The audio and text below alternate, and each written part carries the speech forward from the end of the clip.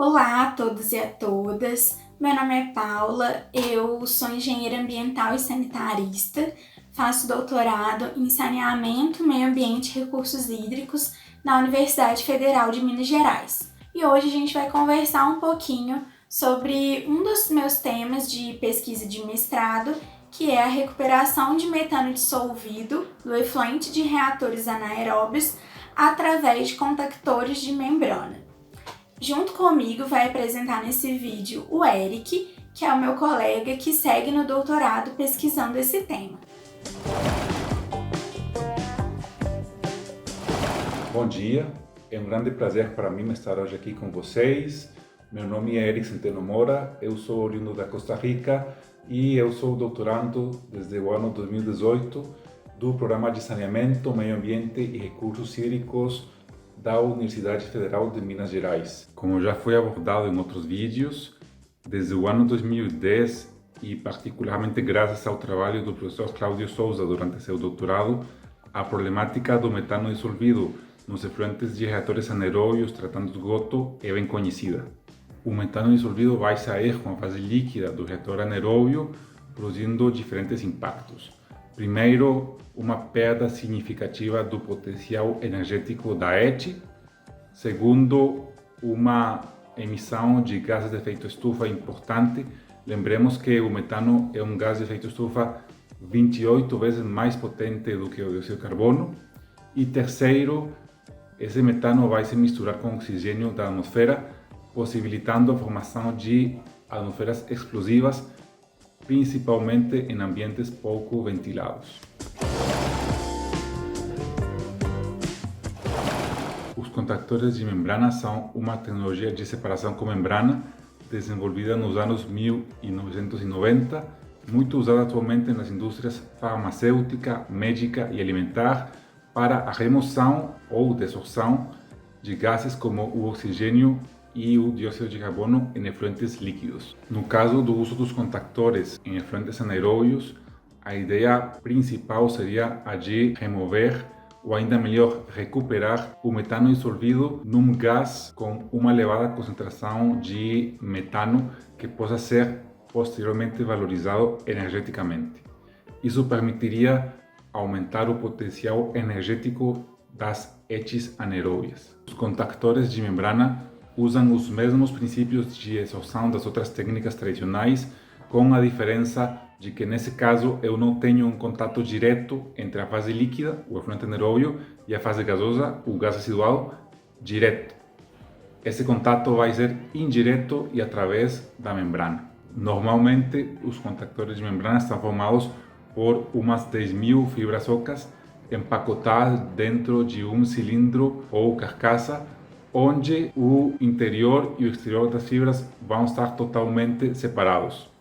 Então, eu vou estabelecer um fluxo no exterior das fibras, num sentido, normalmente o efluente anaeróbio, e outro fluxo que vai passar pelo interior das fibras ocas, no nosso caso, um gás de arraste que pode ser ar atmosférico. Devido a que o efluente anaeróbio tem uma elevada concentração de metano e o gás de arraste não tem metano, vai se formar um potencial ou diferença de concentração entre as duas fases que vai permitir a transferência de massa entre a fase líquida e gasosa por meio de um fenômeno conhecido como difusão. A força motriz do processo de desorção é então a diferença de concentração de metano entre a fase líquida e a fase gasosa. E a difusão é possível porque as membranas são permeáveis aos gases. Caso os contactores de membrana não tenham uma operação e um monitoramento adequados, eles podem apresentar alguns problemas. O primeiro deles é a colmatação, que acontece com a entrada de sólidos suspensos junto com o efluente do reator anaeróbio, que obstrui o fluxo do líquido dentro do contactor de membrana, alterando assim o comportamento hidráulico do sistema.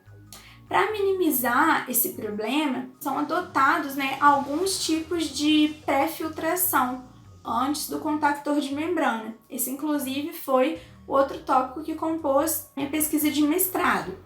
Porque, embora existam vários tipos de pós-tratamento de efluente de reatores anaeróbios na literatura, nesse caso especificamente tem que ser um tipo de tratamento que evite o desprendimento do metano, já que é ele que a gente quer recuperar.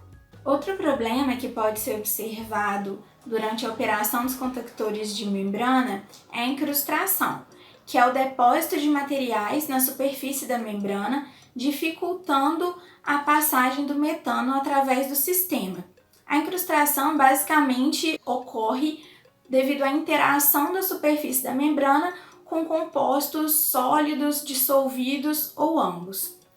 Uma forma de reduzir a incrustação é justamente adotando a pré-filtração, que já foi comentada, mas ainda assim é preciso que seja feito um monitoramento constante do sistema para a adoção de determinadas limpezas. Elas podem ser físicas, apenas com água limpa, ou também com soluções químicas, que a concentração ou o composto dessas soluções, o reagente, vai depender tanto do material que está incrustado, quanto das especificações do fabricante da membrana.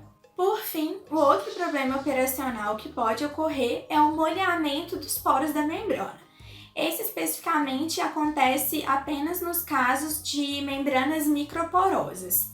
Esse molhamento ele ocorre quando a pressão do líquido está muito elevada. Então, existe a passagem de gotículas através dos poros da membrana, obstruindo total ou parcialmente esses poros, dificultando a passagem do metano novamente.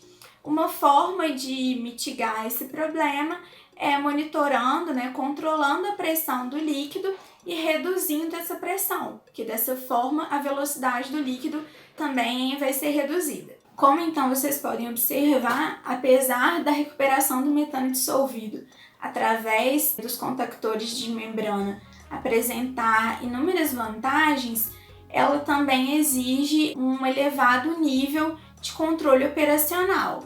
Então, existe uma complexidade nesse sistema.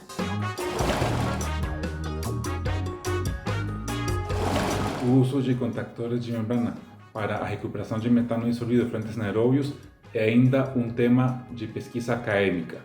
Pelo momento, não existe registro de uso dessa tecnologia a escala plena. No nosso caso, nós estamos estudando os contactores a uma escala piloto, comparando dois tipos de contactores, um com membrana densa e o outro com membrana microporosa, cada um com aproximadamente 1 metro quadrado de área de membrana.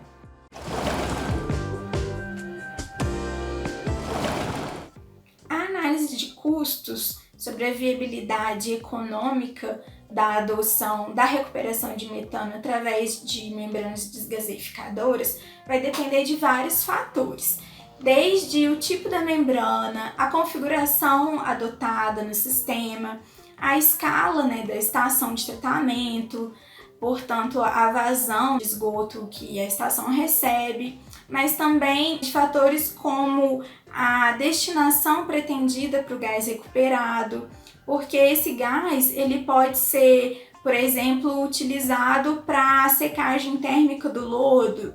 Ele também pode ser utilizado para ser misturado com o biogás que sai já do reator WASB e ser adotado para cogeração de energia térmica e elétrica. Então, todos esses fatores eles vão influenciar numa análise detalhada sobre o investimento e o retorno desse investimento dentro de uma estação de tratamento de esgoto. Bom, então é isso, pessoal. Espero que vocês tenham gostado do vídeo. Obrigada por terem assistido até o final. Curtam, compartilhem, comentem, mandem as suas dúvidas, que estamos abertos a construir aí coletivamente esse conhecimento. Muito obrigado pela atenção e nós disponibilizamos para qualquer dúvida ou comentário da parte de vocês. Obrigada!